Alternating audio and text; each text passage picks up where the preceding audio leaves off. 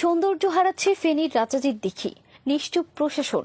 একসময় এই দিঘির পাড়ে গোড়াপত্তন হয়েছিল মহকুমা শহরের। জনশ্রুতি আছে ত্রিপুরা মহারাজের প্রভাবশালী একজন রাজা তার কন্যার অন্ধত্ব দূর করার জন্য এই দিঘি খনন করে, যেটা এই শহরের লাখো মানুষের প্রাণ খুলে নিঃশ্বাস নেওয়ার একমাত্র স্থান। কিন্তু বর্তমানে অব্যাহত দখল আর দূষণে এই দিঘিটি তার পুরনো সেই ঐতিহ্য আর সৌন্দর্য হারাতে বসেছে। দিঘির চারপাশে দোকান বসে দিঘির সৌন্দর্য হারিয়েছে অনেক আগেই। তবে দিঘির ঐতিহ্য ও রূপ ধরে রাখার জন্য সংস্কারের উদ্যোগ নেয় জেলা প্রশাসক ও ফেনী পৌরসভা। ফেনী পৌরসভা দিঘির উত্তর, দক্ষিণ, পূর্ব পাশে দেওয়াল নির্মাণ করে। পশ্চিম পাশে এখনো পুরাতন ভাঙা ঘাট দেখা যায়। দর্শনার্থীর বসার জন্য পূর্ব দক্ষিণ পাশের ঘাটের উপর পাকা সিঁড়ি বানানো হয়েছে। বিকেল বেলায় শহরের অনেকেই এখানে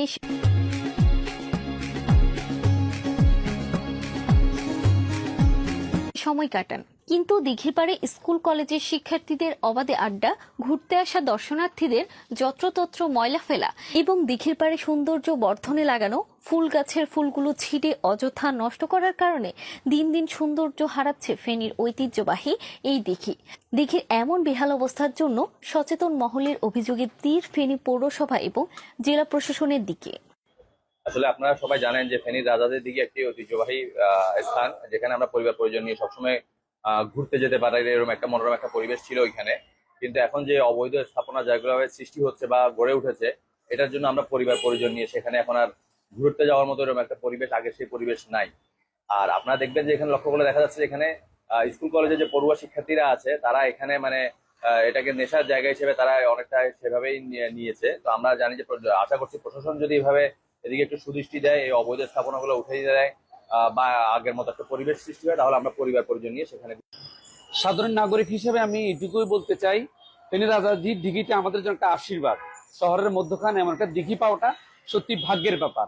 কিন্তু এখানে দুর্ভাগ্যের বিষয় হচ্ছে যে এখানে ব্যাপক হকাররা দেখবেন যে দুইটা পাশ অনবরত দখল করে রাখে, আপনি হাঁটা চলাও করতে পারবেন না। যত অবৈধ স্থাপনা ওখানে গড়ে তুলেছে, ব্যবসা বাণিজ্য করে চলেছে।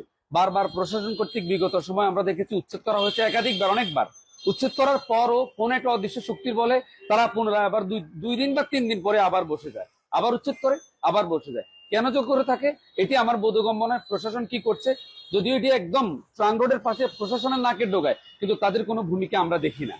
এদিকে শহরে বসবাসরত সচেতন মহল বলছে দিঘির সৌন্দর্য রক্ষার্থে পৌরসভা ও জেলা প্রশাসনের গা ছাড়া মনোভাব, স্থায়ীভাবে পদক্ষেপ না নেওয়া প্রধান অন্তরায়।